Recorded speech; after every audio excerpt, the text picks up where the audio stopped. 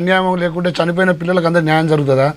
సమస్యను ఎట్లా రకంగా క్లియర్ చేసుకొని సమస్యను పార్లమెంట్లో డిస్కస్ చేసి ప్రతిపక్షంగా హోదా పాటించాల్సిన రాహుల్ గాంధీ ఇవాళ దేశ భద్రతకి ఒక క్వశ్చన్ మార్క్లా తయారైపోయాడు.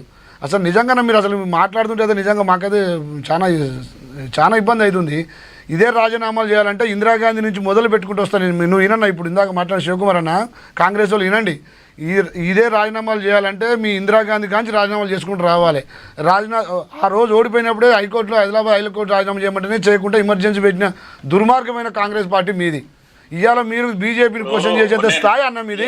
మీరు ఆగండి. మీరు మాట్లాడినప్పుడు అన్న మీరు మాట్లాడినప్పుడు నేను మాట్లాడలేదు అన్న. మీరు మాట్లాడినప్పుడు నేను మాట్లాడలేదు అన్న. మీరు మాట్లాడినప్పుడు నేను మాట్లాడలేదు అన్న. మీరు మాట్లాడినప్పుడు నేను మాట్లాడలేదు. మీరు మాట్లాడినప్పుడు నేను మాట్లాడలేదు. నన్ను మాట్లాడియండి. రాజీనామాల గురించి మాట్లాడితే చెప్పినా నేను. శివకుమార్ గారు మీరు మాట్లాడలేదు. మీరు కాసేపు ఆగండి. చెప్పండి శివకుమార్ మీరు క్లారిటీగా వినండి. మీరు ఏదైతే మీరు మాట్లాడినప్పుడు నేను మాట్లాడలేదు. నేను ఒక్కటే విషయం చెప్తున్నా. రాజీనామా గురించి మాట్లాడారు కాబట్టి నేను మాట్లాడాను. ధర్మేంద్ర ప్రధాన్ రాజీనామా చేస్తే ఇవాళ సమస్య క్లియర్ అవుతుందా? ఆల్రెడీ నరేంద్ర మోడీ గారు ఆల్రెడీ పార్లమెంటు స్టార్ట్ కాగానే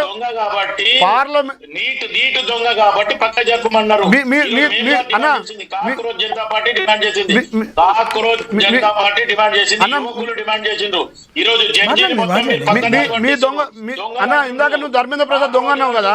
మీ దొంగల లిస్ట్ చెప్తా వినండి అన్న. మీ దొంగల లిస్ట్ చెప్తా వినండి. మీ దొంగల లిస్ట్ చెప్తా వినండి. మీ ప్రభుత్వం 2006 నుంచి 2012 వరకు మీ ప్రభుత్వం లీకేజ్ చెప్తా. నువ్వు రాసి పెట్టుకో. 2006లో ఏప్రిల్లో పేపర్ లీకేజీ, 2007లో రాజస్థాన్లో పేపర్ లీకేజీ, 2009లో లక్నోలో పేపర్ లీకేజీ, 2011లో 3 సార్లు పేపర్ లీకేజీ, 2012లో లక్నో నవంబర్ 8 వరకు పేపర్ లీకేజీ, 2013లో ఢిల్లీ, యూపీ, రాజస్థాన్, లక్నో 13 సార్లు పేపర్ లీకేజ్ అని మీ దాంట్లో 13 సార్లు పేపర్ లీక్ అయింది. ఆ రోజు ప్రతిపక్షంగా బీజేపీ ఉన్నది. మీలాగా పార్లమెంట్ కాడ ధర్నాలు చేసి ప్రధానమంత్రి ఆ రోజు మీ ఇంటికి వచ్చి ఎక్కడ ధర్నాలు చేయలే బీజేపీ పార్టీ. ఆ రోజు బీజేపీ పార్టీ ప్రతిపక్షంలో ఉన్నది. 13 సార్లు పేపర్ లీకేజ్ అయింది. ఎంతమంది మంత్రులు సస్పెండ్ చేసావు నువ్వు? ఎవరు ఏ ప్రభుత్వం సస్పెండ్ చేసింది? ఏ ఫాస్ట్ ట్రాక్ కోర్టు పెట్టారు మీరు? మీరు చేసేదే తప్పు. మీరు దేశానికి పట్టిన చీడపిరు లాంటి కాంగ్రెస్ పార్టీ. ఇలా కాంగ్రెస్ పార్టీ విద్యార్థులను వాళ్ళ భవిష్యత్తు ఖరాబ్ చేస్తున్నారు. మీరు వాళ్ళకి కావాల్సిన వాళ్ళకి ఏం అన్యాయం జరిగిందో వాళ్ళ జరిగిన నీట్ ఎగ్జామ్ లో జరిగిన అన్యాయానికి ఇలా నరేంద్ర మోడీ గారు ఆల్రెడీ ఫాస్ట్ ట్రాక్ కోర్టులు పెట్టిండు. దానికి కావాల్సిన ఇమీడియట్ యాక్షన్ తీసుకోమని చెప్పడం జరిగింది. ఒక్క నిమిషం.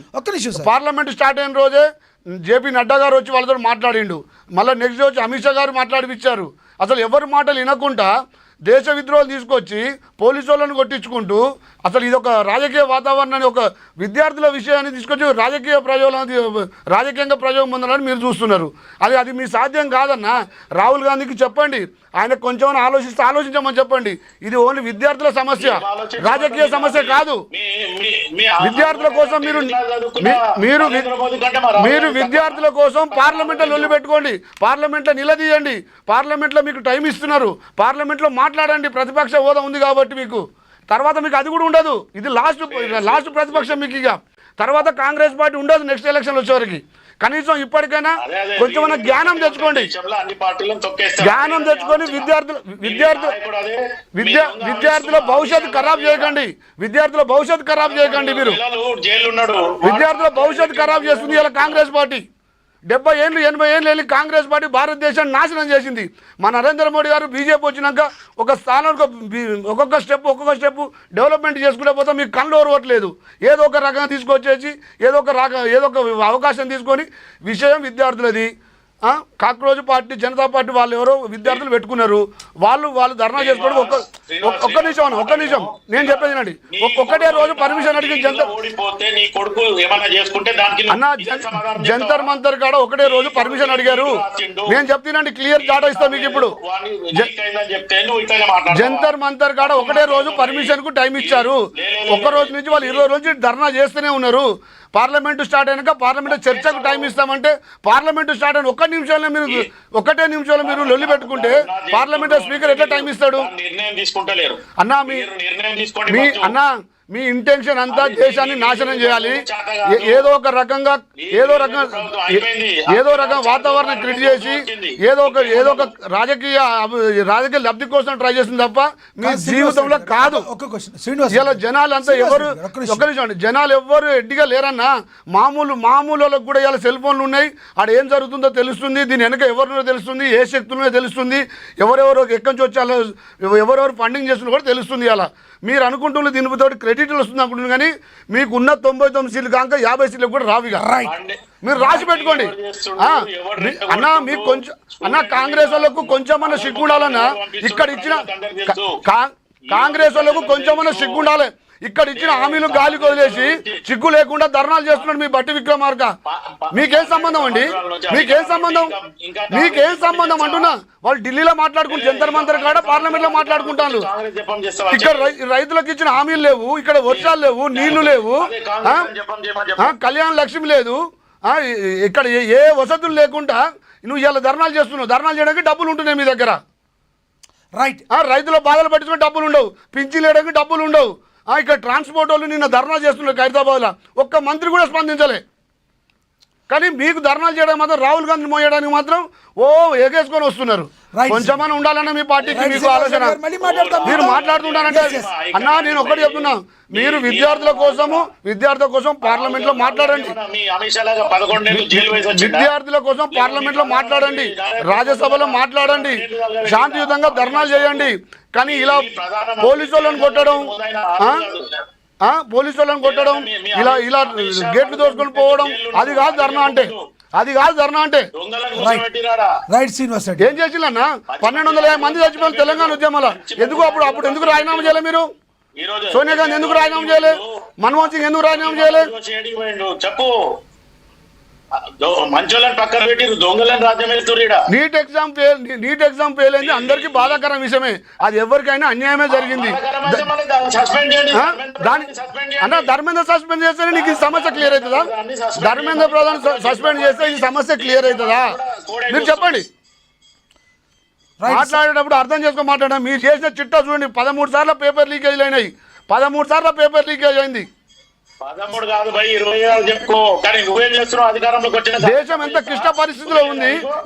ఇరాన్ అమెరికాలు యుద్ధాలు జరుగుతున్నాయి, మనకు ఫ్యూయల్ రావట్లేదు. 100 సమస్యలు దేశానికి. ఆ దేశ సమస్యను పక్కకు పెట్టేసి ఏదో రాజకీయ లబ్ధి కోసం రాహుల్ గాంధీకి మీకు అసలు. శ్రీనివాస్ రెడ్డి గారు ఒకటి చెప్పండి, దీనిలో యాంటీ సోషల్ ఎలిమెంట్స్ దీనిలో ఉన్నాయి. దేశ అభివృద్ధి చూసుకోండి అన్న. పక్క దేశాలలో 500 రూపాయలు డీజిల్ పెట్రోల్ ఉంది, మన దగ్గర ఎలా ఉంది? ఎలా మెయింటైన్ చేస్తుంది నరేంద్ర మోడీ గారి ప్రభుత్వం? ఎలా కాపాడుకుంటూ వస్తున్నాం? 6 నెలల నుంచి ఎక్కడ ఎలా ఉంది? ఒక్క రోజున ఆలోచించారా మీరు? ప్రతిపక్ష హోదాలు ఉన్న రాహుల్ గాంధీ ఒక్క రోజన్నా కనీసం ఏంది దేశ పరిస్థితి ఏంది, మనకి ఎలా వస్తుంది, మన ఎగుమతి ఏంది, దిగుమతి ఏంది, దేశ పరిస్థితి ఏందని. కాక్రోజు జనతా పార్టీ వాళ్ళు ధర్నా చేస్తున్నారు, వాళ్ళకి మీరు మద్దతు ఇవ్వండి. కానీ మీరు రోడ్డు మీద అవసరం ఏమున్నది మీకు?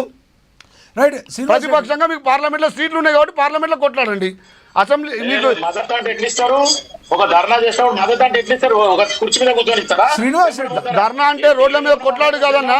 ప్రధానమంత్రి ఇంటి ముందర ధర్నా చేయడం కాదు. ధర్నాకు సపోర్ట్ చేస్తున్నాం కాక్రోజ్ జనతా పార్టీ, ధర్నాకు కాంగ్రెస్ ఏది కొత్త పక్క దేశాల నుంచి, బంగ్లాదేశ్ నుంచి, మయన్మార్ నుంచి శక్తులు తీసుకొచ్చి కూర్చోబెట్టడమా? రైట్, నేను మళ్ళీ మాట్లాడతా మీతో.